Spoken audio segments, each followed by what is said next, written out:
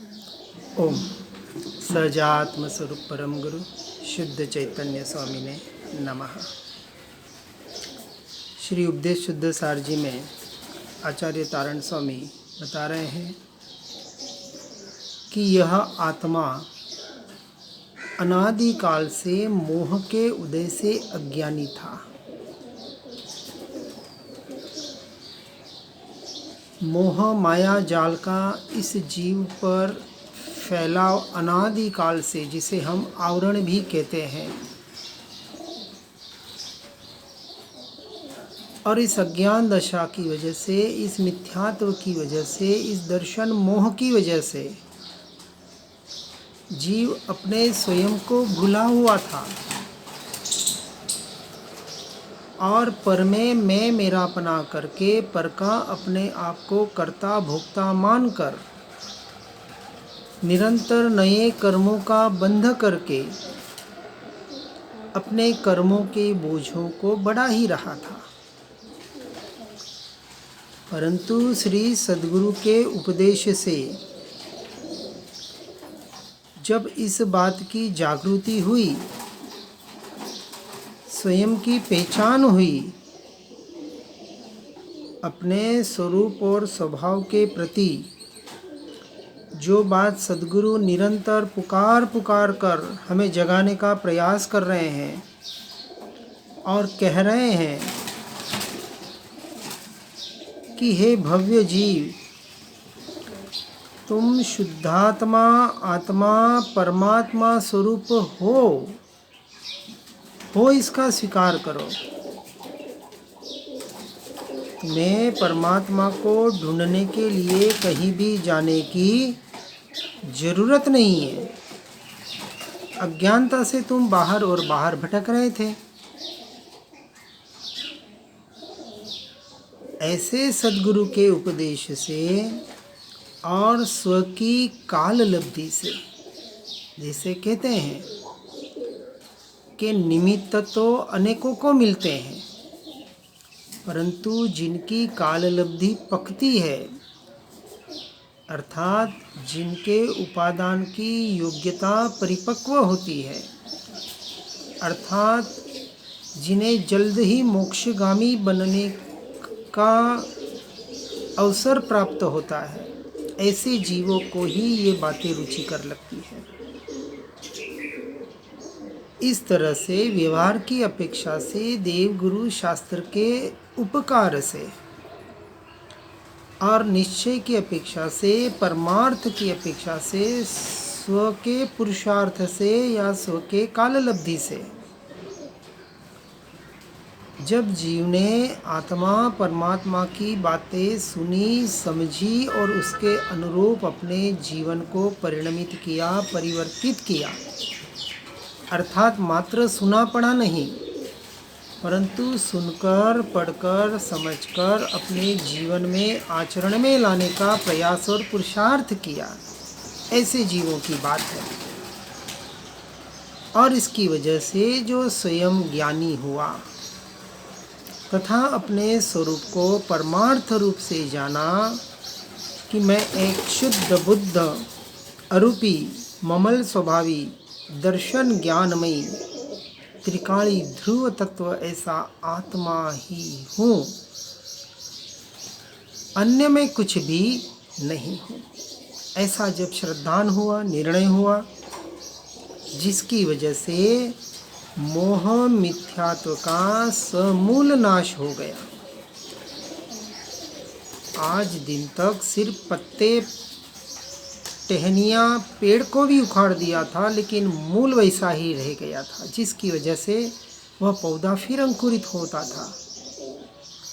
अब जब उस पौधे को, उस मूल को ही नष्ट कर दिया, तो अब फिर पौधा उगने की कोई बात ही ना रही। इसलिए भावक भाव और ज्ञेय भाव के आधार से जो भेद ज्ञान हुआ, स्व और पर, स्व समय और पर समय का जो ज्ञान होकर निर्णय हुआ, श्रद्धान हुआ, परवश क्या है और स्व के वश में क्या है, इसका भान हुआ और अपने स्वस्वरूप की संपदा अनुभव में आई, तब फिर पुनः मोह मिथ्यात्व कैसे उत्पन्न होगा? अर्थात अब उत्पन्न नहीं होगा, हो ही नहीं सकता। तो फिर यह जितने भी कर्मोदय जन्य मन, शरीर, पर्याय, पाप, पुण्य आदि अनंत जो भाव, जो कर्म सत्ता में पड़े हैं, यह अपने आप क्षय को, निर्जरा को, नाश को प्राप्त हो जाएंगे। अब हमें उसकी अंश मात्र भी चिंता न रही कि कैसे नाश होगा, कर्मों का कैसे क्षय होगा, सम्यक दर्शन, केवल ज्ञान, मोक्ष आदि होगा या नहीं होगा। सारी शंकाएं जड़ मूल से मिट गई। इसी का नाम है निशंकता, इसी का नाम है सम्यक दर्शन, इसी का नाम है यथार्थ टंकोत्कीर्ण श्रद्धान, इसी का नाम है आत्मानुभूति या आत्म साक्षात्कार। जिस भी नाम से कहें, शब्दों में न अटके, भावों को पकड़ने का प्रयास करें, क्योंकि सर्व परद्रव्यों से तथा उनसे उत्पन्न हुए भावों से जब यह भेद जाना, स्व और पर का, स्वभाव का और विभाव का, द्रव्य गुण पर्याय का, ये जो स्याद्वाद के शैली के द्वारा और अनेकांत शैली के द्वारा जो स्वरूप और स्वभाव का निर्णय हुआ, अपनी आत्मा का निर्णय हुआ, तब उपयोग के रमण के लिए, क्योंकि अब लक्ष्य मिल गया, अब जो भी साधना करनी है एक लक्ष्य से करनी है। जहाँ लक्ष्य अनेक हैं वहाँ बहुत भटकने होंगे, लेकिन लक्ष्य एक हो गया, फिर मार्ग जो भी हो, साधना जो भी हो, साधन जो भी हो, साध्य मिल गया कि मुझे किसी भी प्रकार से अपने स्वरूप में, अपने स्वभाव में, अपनी आत्मा में रमणता करनी। यह लक्ष्य हो गया तो साध्य मिल गया। अब साध्य के लक्ष्य से जो साधना होगी वो नियम से साध्य की प्राप्ति कराकर ही दम तोड़ेगी।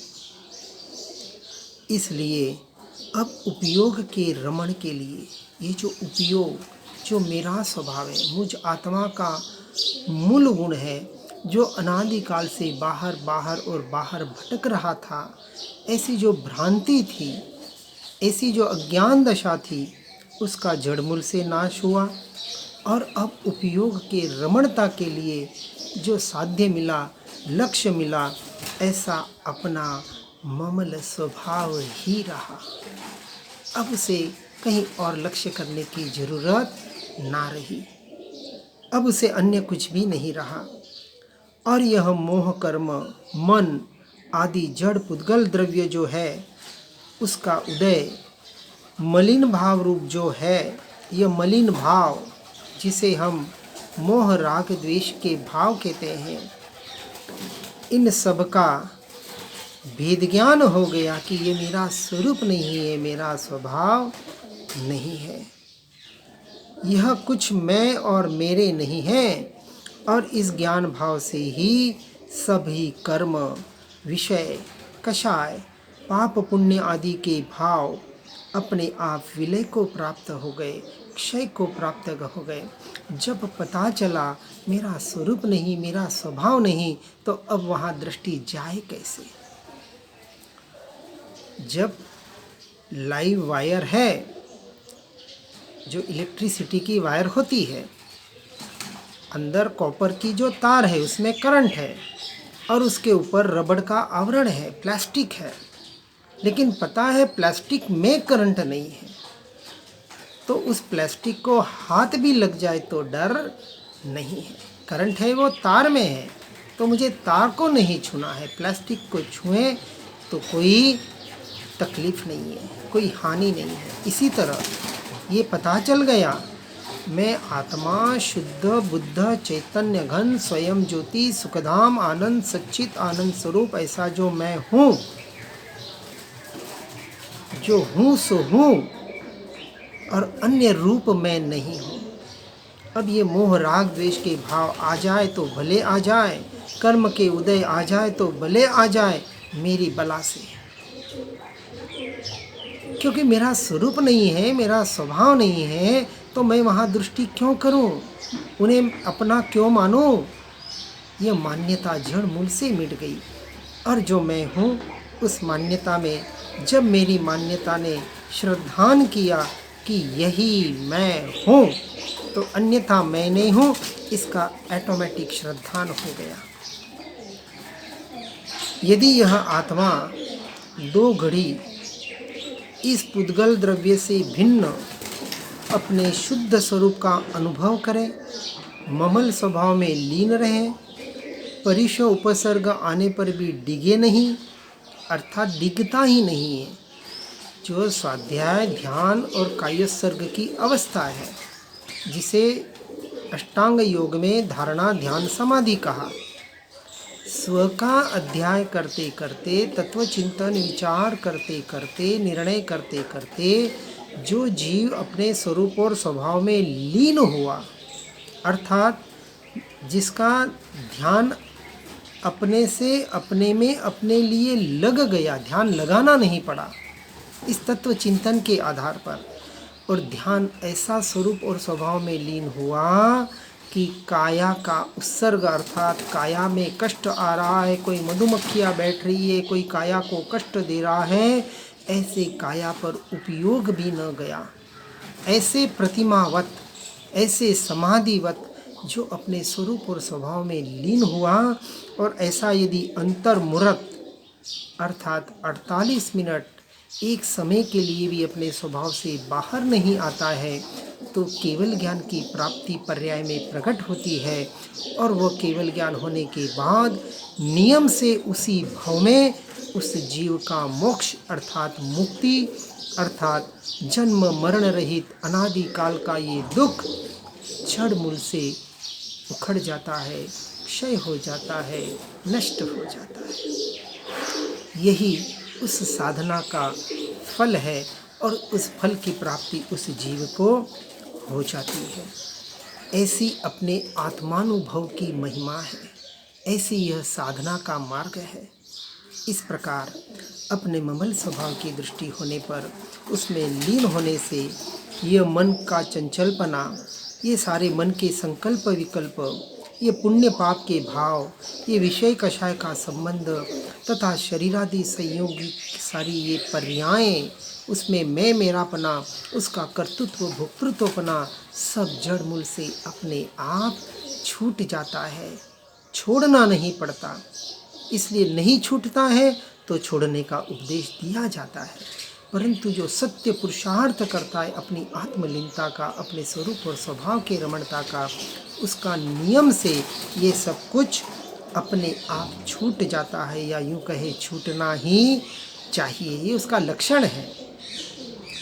और सब कर्मक्षय होकर संसार परिभ्रमण का संबंध भी छूट जाता है, और वह जीव मुक्ति को प्राप्त होने का अधिकारी बनता है। अब यहाँ प्रश्न उठता है कि ममल स्वभाव की दृष्टि और ममल स्वभाव में लीन होना, देखो दृष्टि करना और लीन होना, इसमें क्या अंतर है, तो उसे थोड़ा समझाने का प्रयास किया है कि जब निज शुद्ध आत्मा के अनुभूति पूर्वक सम्यक दर्शन हुआ, अर्थात जब अपनी आत्मा का, अपने अस्तित्व का टंकोत्कीर्ण श्रद्धान हुआ, उस श्रद्धान को ही आत्मानुभूति कहा है। आत्मानुभूति के नाम पर आज बहुत भटकने हो रहे हैं। कोई इंद्रियों के अनुभूतियों को, किसी प्रकार की अनुभूतियों को अपनी आत्मा की अनुभूति मान रहा है, उसे अपना आत्मा मान रहा है। वास्तविक आत्मा की कोई अनुभूति कैसे हो, क्योंकि 5 इंद्रियों से और मन से आत्मा की अनुभूति हो नहीं सकती, और अनादिकाल से इस जीव को इन इंद्रियों के द्वारा और मन के द्वारा, कल्पनाओं के द्वारा, संकल्प विकल्पों के द्वारा कुछ अनुभव करने का अभ्यास है, और ऐसे अभ्यास के द्वारा ऐसे अनुभूति को वो अपनी अनुभूति मान लेता है। कहता है मैंने अपनी आत्मा को देख लिया, मेरा आत्मा यहाँ जाके आया, ये देख के आया। अरे भैया, यहाँ आत्मा के अनुभूति को बराबर समझना है। आत्मा की अनुभूति का अर्थ है अपने अस्तित्व का, अपने होने पने का, अपने स्वभाव का, अपने ज्ञान स्वभाव के होने पने का, स्वयं से स्वयं के जान पने का यथार्थ श्रद्धान मैं हूँ। जो श्रद्धान हमने इस शरीर पर, इस शरीर के नाम पर कर रखा है, जो मिथ्या श्रद्धान है, जो शरीर का नाम है, जिसका कोई अस्तित्व ही नहीं है, उस शब्द का। कोई कहे कि मैं सुरेश हूँ, कोई कहे मैं महावीर हूँ, अब उसे बताएं कि महावीर है कहाँ? सिर में, छाती में, पेट में, पाँव में, हाथ में, कहाँ है महावीर? भाई हाथ पाँव तो नज़र आ रहे हैं, शरीर तो नज़र आ रहा है, ये महावीर नाम का शब्द आपके शरीर में कहीं नज़र नहीं आ रहा, फिर भी अपने आप को महावीर मान रहा है। ये जो शब्दों की पकड़ करके बैठे हैं, अब इस पकड़ से छूटकर इसी पकड़ को अपनी आत्मा पर करना है, जो अरूपी है, अशरीरी है, दिखाई देने वाला नहीं है। परंतु जब ये श्रद्धान दृढ़ होगा कि मैं आत्मा, शुद्धात्मा, परमात्मा स्वरूप ही हूँ, ये दृढ़ श्रद्धान का नाम आत्मा की अनुभूति है, अर्थात अन्य रूप में नहीं हूँ। इसलिए कहा ज्ञान का फल विरति है, वैराग्य है, उदासीनता है, अनासक्त भाव है। ये जब तक समझना अपने जीवन में नहीं है, परद्रव्य परभावों में अरुचि नहीं है, इस संसार में, इस क्षणभंगुर नश्वर नाशवान शरीर में और शरीर से जुड़े संसार में जब तक अरुचि नहीं आती है, उदासीनता नहीं आती है, तब तक समझना यथार्थ आत्मा का निर्णय नहीं हुआ है। ये पॉजिटिविटी से और निगेटिविटी से, अर्थात आस्ति से और नास्ति से, दोनों परिणामों का साथ में चिंतन करना है, उसका विचार करना है और उन लक्षणों के आधार पर स्वयं का स्वयं से स्वयं को निर्णय करना है, और कोई बताने वाला नहीं है। इसलिए जब निशुद्धात्म अनुभूति पूर्वक सम्यक दर्शन हुआ, तब भेद ज्ञान, भेद विज्ञान के द्वारा, तत्व निर्णय के द्वारा, वस्तु स्वरूप जानने पर सम्यक ज्ञान पूर्वक, अर्थात मैं आत्मा ही हूँ, अन्य मैं कुछ नहीं हूँ, ऐसे सम्यक ज्ञान दर्शन से जब यह अनुभव हुआ कि ज्ञानादि गुणों का, अखंड गुणों का, अनंत गुणों का, अक्षय खजाने का मैं स्वामी हूँ, मुझे अपने में रहने के लिए परद्रव्य परभावों की अंश मात्र भी जरूरत नहीं है। ऐसा निरपेक्ष तत्व, ऐसा असहाय तत्व, ऐसा परिपूर्ण अखंड अभेद घनपिंड चैतन्य ध्रुव तत्व, वही मैं हूँ। वो हूँ का जोर, अपने अस्तित्व का जोर, ऐसे सम्यक ज्ञान पूर्वक ज्ञायक कमल भाव प्रकट हुआ।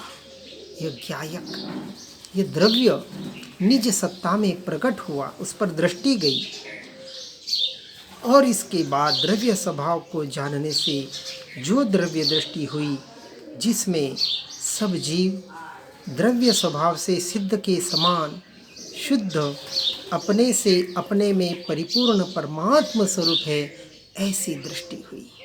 इसके आधार पर, स्व के आधार पर, मैं आत्मा, परमात्मा, शुद्ध स्वरूप, सिद्ध स्वरूप हूँ।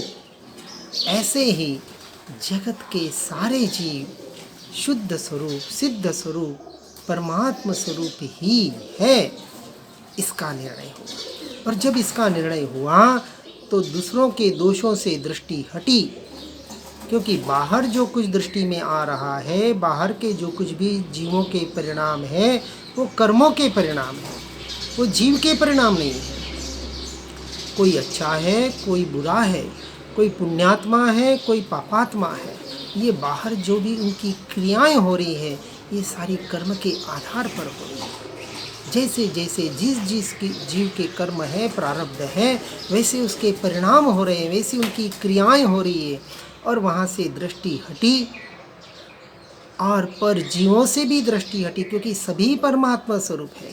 परंतु सभी जीवों से मुझे क्या लेना देना, मुझे तो अपने से लेना देना। अब वो जीव पक्का परमार्थी स्वार्थी बना, अर्थात स्व का अर्थी बना। और जब तक स्व का अर्थी पक्का स्वार्थी नहीं बनेगा, अपने स्वरूप और स्वभाव में लीन कैसे हो पाएगा। इसलिए 6 के 6 द्रव्यों से दृष्टि हटी, अपनी पर्यायों से दृष्टि हटी, अपने गुणों से के भेदों से दृष्टि हटी, और सब कुछ हटकर जब उस जीव की दृष्टि अपने स्वरूप और स्वभाव पर एकत्रित हुई। अब विचार करें, सूर्य की किरणें लेंस के द्वारा कांच पर एकत्रित कर दी जाए तो क्या होता है। आपने प्रयोग किए होंगे कि वो कागज जल जाता है।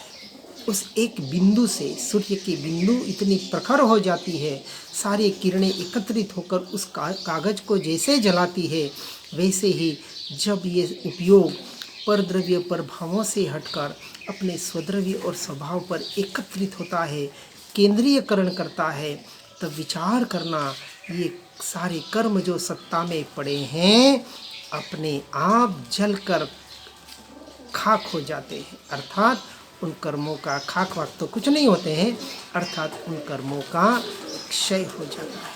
वो कर्म जो सत्ता में पड़े हैं निर्जरा को प्राप्त होते हैं, और जीव अपने स्वरूप और स्वभाव के लक्ष्य से उस केवल ज्ञान को, सम्यक दर्शन को और उस मोक्ष को पर्याय में प्रकट करता है।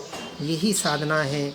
हर जीव इस साधना में रत रहकर अपने स्वरूप और स्वभाव के लक्ष्य से इस बात को पक्का करने का प्रयास करे कि मैं आत्मा, परमात्मा, शुद्धात्म स्वरूप ही हूँ, और ऐसा शुद्धात्म स्वरूप मुझसे मेरे में ही प्रकट करना है, अर्थात प्राप्ति करनी है। इस तरह से अपनी स्वरूप और स्वभाव की साधना में निरंतर लीन होने का प्रयास और पुरुषार्थ करें। इसी भावना के साथ ओम नमः सिद्धम। जिन वाणी के ज्ञान से हो सम्यक श्रद्धान, हो चारित्र महान और पाऊँ पद निर्वाण। स्यदवाद नए षट द्रव्य गुण पर्याय और प्रमाण का, जड़ कर्म चेतन बंध का, पर कर्म के अवसान का, कह कर स्वरूप यथार्थ जग का, जो किया उपकार है उसके लिए जिन वाणी माँ को वंदना शतवार है, वंदना शतवार है। ओम नमः सिद्धम।